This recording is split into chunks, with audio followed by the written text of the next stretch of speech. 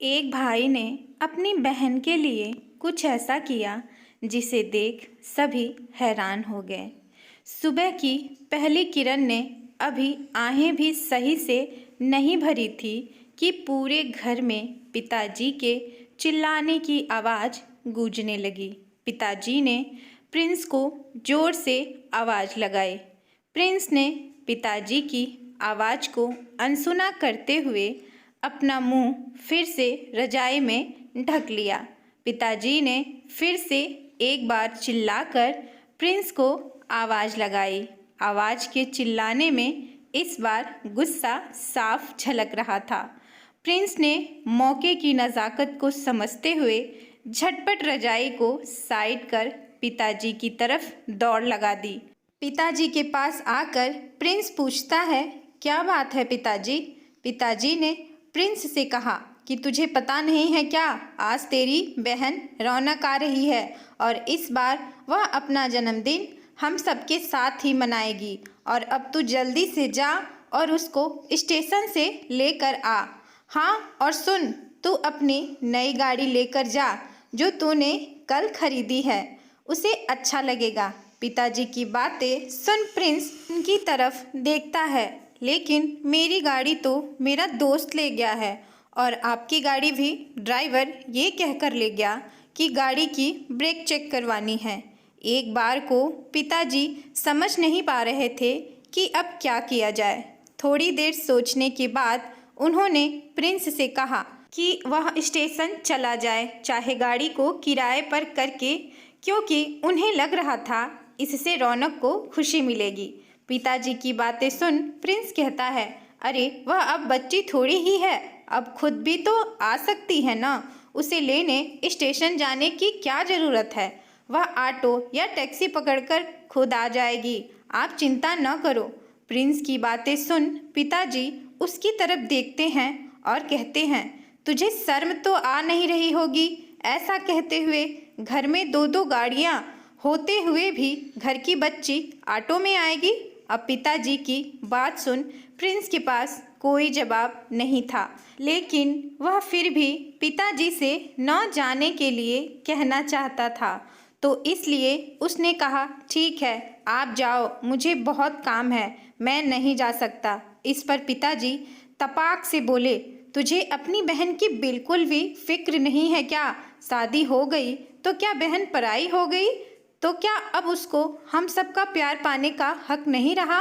पिताजी ने अब अपने स्वर को थोड़ा ऊंचा कर लिया था। वह ऊंचे स्वर में कहते जा रहे थे, सुन, तेरा इस घर पर जितना हक है उतना ही हक उसका भी है। इस घर पर कोई भी बेटा या बहन मायके छोड़ने के बाद पराई नहीं होती, लेकिन शायद प्रिंस को इस बात की आदत नहीं थी। उसने पिताजी से कहा, मेरे लिए अब वह पराई ही हो चुकी है और इस घर पर सिर्फ मेरा ही हक है। आपको अगर उसकी इतनी ही फिक्र है तो जाकर खुद उसको ले आओ। तभी पिताजी के हाथ प्रिंस पर उठ जाता है। थप्पड़ की जोरदार आवाज़ पूरे घर में सुनाई देती है।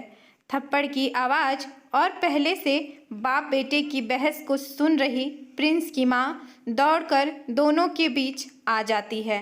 प्रिंस की माँ पिताजी से कहती है, आप कुछ तो शर्म करो, ऐसे कौन अपने नौजवान बेटे पर हाथ उठाता है? भला माँ के सवाल पर पिताजी का क्या जवाब तैयार था? तुमने सुना नहीं, इसने क्या बोला? अपनी बहन को पराया कहता है। यह वही बहन है जो इससे एक पल के लिए जुदा नहीं होती थी, हर पल इसका ख्याल रखती थी कि बस इसका भाई है। क्या नहीं किया उसने इसके लिए, यहाँ तक कि अपने पॉकेट मनी से इसके लिए सामान खरीदती थी, क्योंकि यह उसका भाई था। विदाई के समय हमसे ज़्यादा इससे लिपट कर रोई कि वह अपने जान से प्यारे भाई से दूर जा रही है और इसने एक पल में उसको पराया कह दिया। पिताजी की तीखी बातें और गाल पर थप्पड़ प्रिंस को गुस्सा दिलाने के लिए काफ़ी था, लेकिन यह क्या, प्रिंस के चेहरे पर गुस्से की जगह एक मुस्कान थी और उसी मुस्कुराहट के साथ वह पिताजी से कहता है, आज बुआ जी का भी तो जन्मदिन है पापा, उनका भी तो आप पर उतना ही हक बनता है जितना मेरा मेरी बहन पर।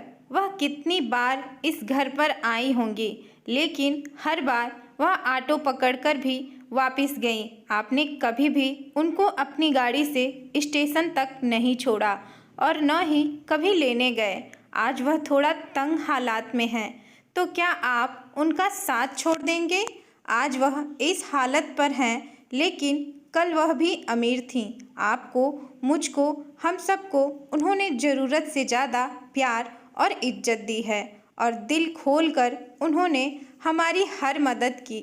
बुआ भी इस घर से विदा हुई थी और वह भी इस घर की बेटी हैं। आप बताइए, आज रश्मि दी और बुआ में फ़र्क क्या है? जैसे वह मेरी बहन है, वैसे ही बुआ भी तो आपकी बहन है। बहन को पराया मैंने नहीं, आपने किया है पापा। आपने हमारे लिए सब कुछ किया, लेकिन आपने उसको ही छोड़ दिया जो बचपन से लेकर हमेशा आपके साथ रही। आपकी हर खुशी में अपनी बहन ने अपनी खुशी देखी। बचपन में आप जिसके साथ खेलते हुए बड़े हुए, आज उसी का साथ आप छोड़ रहे हो पापा। प्रिंस अभी अपनी बात कह ही रहा था कि अचानक एक गाड़ी घर के बाहर आकर रुकती है। तब तक पापा भी प्रिंस की बातों को सुन पश्चाताप की आग में जलकर रोने लगे थे। गाड़ी की आवाज़ सुन प्रिंस घर से बाहर आता है। गाड़ी से अचानक रौनक दौड़ती हुई मम्मी पापा के गले आकर लगती है। अचानक रौनक की निगाह पापा की भीगी पलकों पर जा लगी। पापा, क्या हुआ आपको? बेटी की बात सुन पापा फिर भावुक हो रौनक को गले लगाते हुए कहते हैं, कुछ नहीं बेटा, तेरा भाई तो आज मेरा भी बाप बन गया। रौनक पापा की आंसू पोंछते हुए अपने भाई की तरफ बढ़ जाती है। नई गाड़ी ना बहुत अच्छी है, मेरा फेवरेट कलर भी है। मैं तो खुद को रोक ही नहीं सकी। ड्राइवर दादा को पीछे बिठा मैं खुद ड्राइव करके लाई हूँ। तभी प्रिंस आगे बढ़ता है और अपनी बहन की आंखें बंद करके उसको फिर से गाड़ी के पास ले जाता है। हैप्पी बर्थडे दी, यह गाड़ी आपकी ही है और हम सबकी तरफ से आपको जन्मदिन पर यह तोहफा। रौनक की खुशी का ठिकाना ही न रहा। अब वह तेजी से जाकर प्रिंस से लिपट जाती है।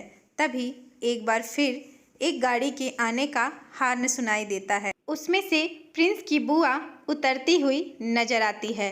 अपनी बहन को देख प्रिंस के पापा की आंखों से एक बार फिर आंसू छलक पड़ते हैं। बुआ आकर कहती है, क्या भैया, आप भी अचानक से क्यों बुला लिया?